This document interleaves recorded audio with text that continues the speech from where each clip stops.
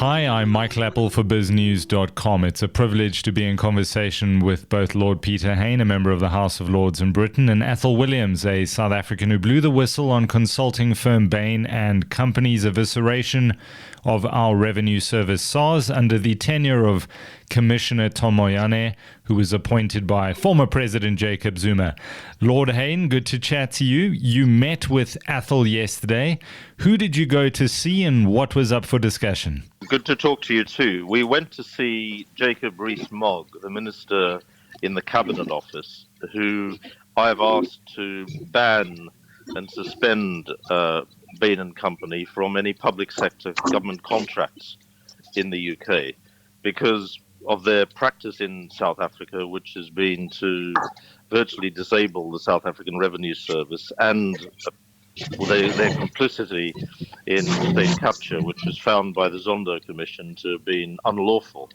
And I don't think that the UK government should be handing out public contracts to any company that has behaved unlawfully and unethically in the way that Bain has over the terrible looting and corruption in South Africa in acting effectively as an agent for President Zuma. Mr. Williams, you met with Member of Parliament, Mr. Rees-Mogg. That's more ministerial FaceTime than you've gotten with any of your own South African politicians, I assume.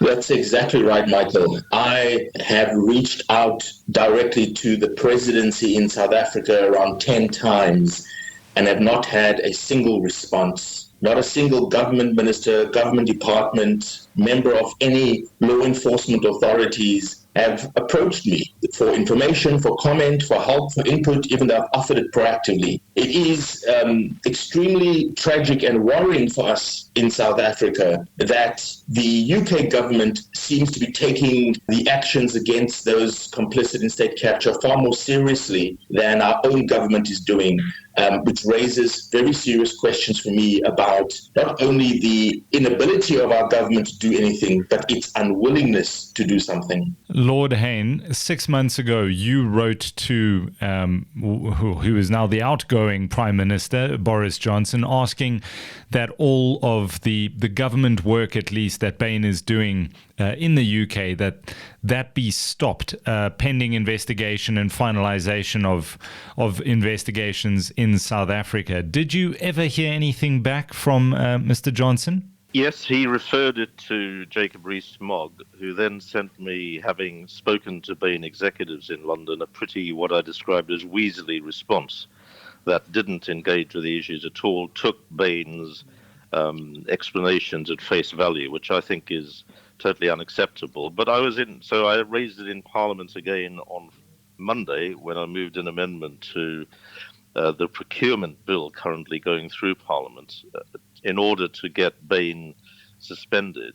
And I would be prepared to put those amendments to a vote if necessary. And in the process of that, Jacob Rees-Mogg asked me to come and see him, which I did with Athol yesterday. And I think Athol will confirm it was a positive meeting, more so than I expected. I don't want to raise hopes because he wasn't able to commit.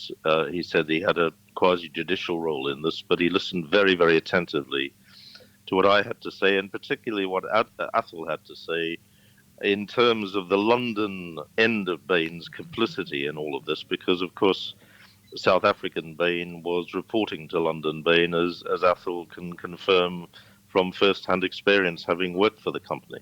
Yes, Lord Hain, you've been quoted in the media saying that those who were complicit in the looting and the evisceration of our revenue service from Bain are still working in the London office, and you raised that, and Bain denies this. Well, that's what I believe, and I think Athol will be able to confirm it, because I think, well, this is an international company. It's not, it doesn't have, Bain in South Africa may well be a separate profit center, but it's part of Bain and Co. globally. And so therefore what happens in South Africa has to be held accountable and at the door of the ultimate bosses globally of Bain, especially when, in this instance, South African Bain was effectively accountable to London Bain. And so, I think what they're doing is wriggling around when they should accept culpability. If these companies, and Bain as an example, just came out and said, yes, we did all this, this is what we did, we shouldn't have done it, we're paying back the fees. Now, they claim to have done some of that in respect to the South African Revenue Service, but not the rest of the 100 million sterling, or what is that, around about 2 billion rand, in terms of the fees they earned under the Zuma area right across all the state-owned enterprises. So I think they've got to come clean. And why I feel so strongly about this is these companies operate in the UK with government contracts, as they do right across the world, and they should feel the heat for what they did in enabling corruption and looting in South Africa. Mr. Williams, I read an article yesterday in which a spokesperson for Bain said that over the last decade, that they, as Bain, had earned 196 million rand from government contracts in South Africa. They say 80% of that came from their work at SARS between 2015 and 2017. That calculation, does it seem a bit off to you? Michael, I'm really shocked at how South African media keeps giving platforms for Bain's PR spin. It's quite astounding that whatever Bain puts out, we then repeat, and I'm glad you're questioning it, but others just put it out as fact. I really think it's time for South African media to begin to take Bain on for the rubbish they're putting out. So let's go back to this question of the Bain staff that you asked Lord Hain about, right? I plead with thinking people in South Africa to just stop for a second and think about how a global management consulting firm like Bain works. The fact that my business card says South Africa on it, as a partner in the firm, Michael, is meaningless. It says nothing about where I work. It just says I've got a post box in South Africa. Bain is one global partnership, and you work on projects based on your expertise. So I, as Athol, my expertise was in insurance. And so wherever in the world there's a project that Bain wants to work on where they need my expertise, I will go and work on that project. So the fact that we talk about Bain South Africa is a meaningless statement. It's exactly as Lord Hain said. It's just a legal entity. The people in and out that entity are within the Bain global system. So the people who worked on SARS, the fact they're not in South Africa anymore, which is what Bain claims. So Bain says we've cleaned out our business in South Africa. It's a meaningless point because all those people are now in other parts of the Bain system. I can count, Michael, what's my number here? At least 7 or 8 senior people in the Bain London office today who were involved with South African business during the state capture era. At least 2 of them worked on SARS. Now, I've got the names in front of me, and I will make that public if need be, but we can't keep repeating Bain's nonsense. This 196 million rand is rubbish. They earned over 1 billion rand from Telkom. Yes, from Telkom alone. They also worked at the Development Bank of South Africa, the PIC, the IDC. So this notion that their work is curtailed to 196 million seems to be pork pies.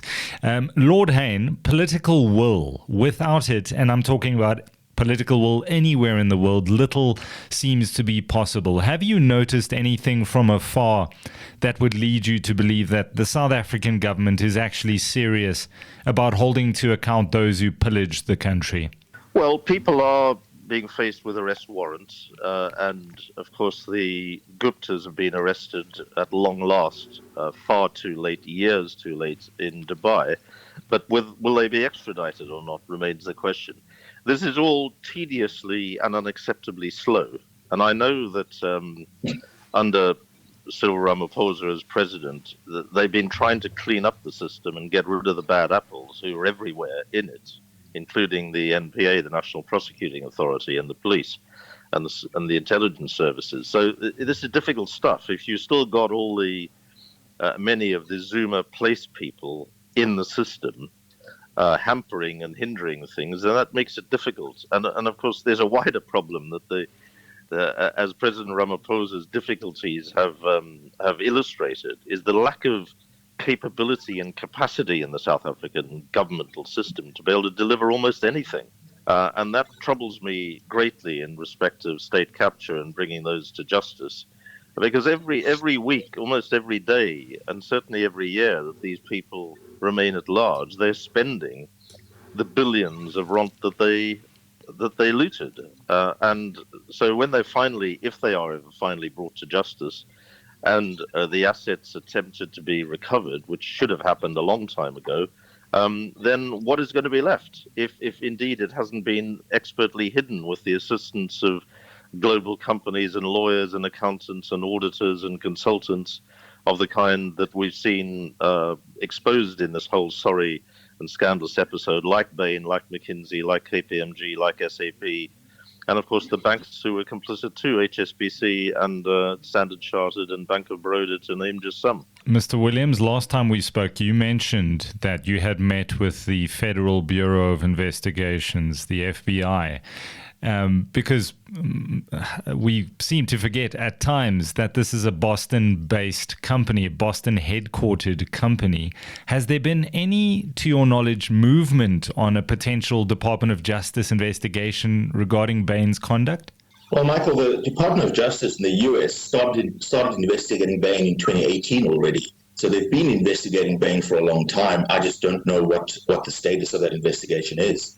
Okay, so nothing has changed on that front. If I may, what I think is important here is very largely the focus, and understandably, has been on what has been happening in South Africa. What concerns me most as somebody forced into exile over 50 years ago and living in Britain is the culpability of British governments, US governments, the Chinese government, the Indian government, the Dubai, which means the UAE government, just to name some, in this whole state capture scandal. Because none of it could have happened on the scale that it did without the global corporates' involvement, blessing and complicity, and the fees that they earned, like Bain and Company, fat fees, to allow the Guptas and the Zumas to loot on the prodigious scale that they did. So, the question I keep asking, and that's why the meeting with Jacob Rees-Mogg was necessary and was unexpectedly positive, but that doesn't prejudge the outcome because he gave no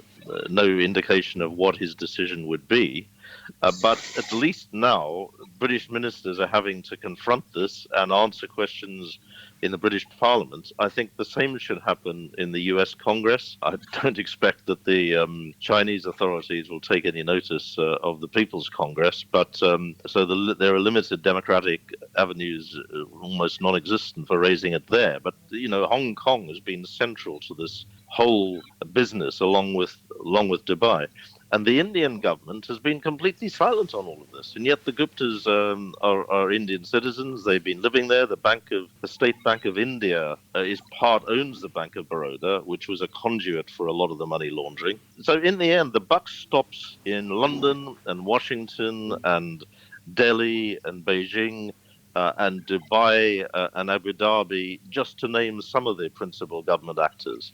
Now, they all say they're against corruption, but, they just turn a blind eye to it when it happens through the corporates that are headquartered in their own jurisdictions. Lord Hain, I just want to stick with you for a second. You're obviously no stranger to not being able to return to South Africa, especially during the apartheid years. It must be quite sad that in a democratic era, we have a man who cannot return home because he did the right thing. Yes, it's not just sad, it's outrageous.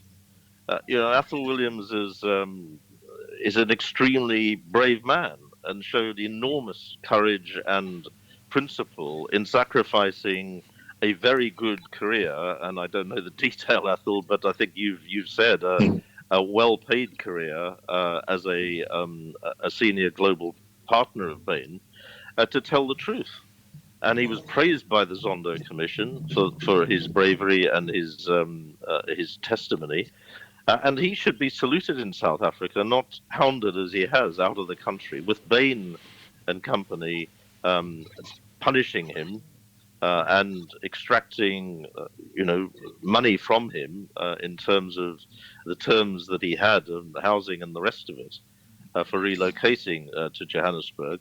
They should be rewarding him and encouraging him to be an advisor to set the whole of the business sector in South Africa straight on this, and especially the international corporates, to clean up their act.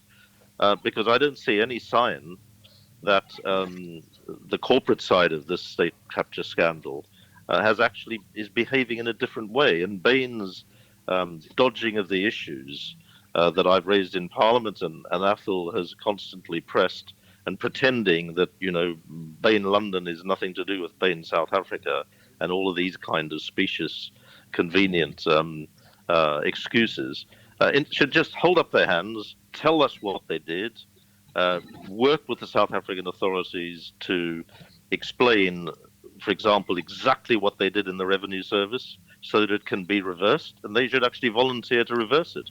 And the same is true for all the other state-owned enterprises that they worked with to pervert and loot and enable looting to take place. They've got to feel the pain and the heat, these people, or else nothing will change. And state capture will happen again, or it will continue in countries like South Africa or elsewhere. Athol, Bain and Company continues to do work for the South African government and in state-owned entities, does it not? The business in South Africa is booming, Michael.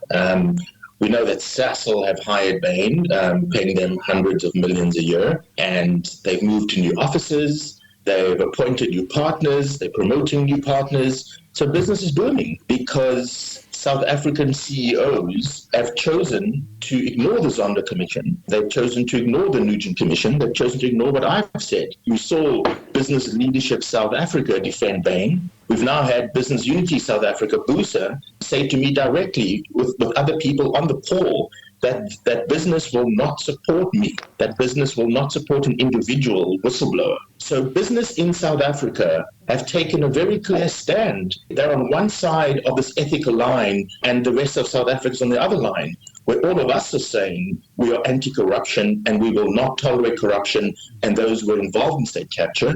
And businesses on the other side saying we're quite happy to work with these people and embrace them.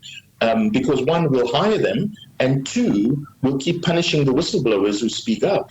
And just one point, Michael, that troubles me the most. I'm less interested. It's not that I'm not interested, but I'm less interested actually in us going after the money, the corruption, and the looting. My big concern is how our democratic institutions came under attack. Now, for me, that's the worry, because the people who were involved outside of Bain and inside of Bain, involved in planning to undermine our democratic institutions, they are all still around in South Africa. And so this is why I want Bain to make full disclosure, not only so we can know what Bain did and hold them accountable, but so that we as South Africa can know who else was involved. Michael, we need to know who was at the 18 meetings with Jacob Zuma and Bain, 18 meetings that happened after hours behind closed doors at his residences. Who were at those meetings and what was discussed? Because if those people are still in government today and those people are still running companies today, then we as South Africa need to know this.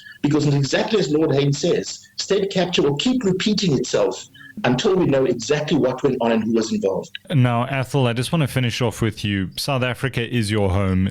Last time we spoke, you said you want to return home. Under what circumstances would you ever come back? Michael, I'll be on a plane tomorrow. Firstly, just anyone in our government will talk to me. That will be a good start. But if I get the assurance that the government takes seriously the risk I'm facing and that the government is serious about prosecuting those people involved, I think when it comes to Bain, it's that the government will blacklist Bain in South Africa, just as Lord Hain is calling for in the UK, blacklist Bain in South Africa until Bain makes full disclosure and makes full amends. That will give me the comfort, Michael, that we're taking action, that the work I'm doing, the sacrifice I'm making have been worth it, and then give me some assurance that that I'll be protected. Right now, I'm in the UK, completely on my own steam. I'm living in a student dorm, living in fear, without support from a single individual, organization, business or government in South Africa. So when I travel to London to go and see Minister Rees-Mogg, I pay for it myself. I have absolutely no support. And for me, this is part of what Lord Hain was saying. It's not just sad, it's scandalous.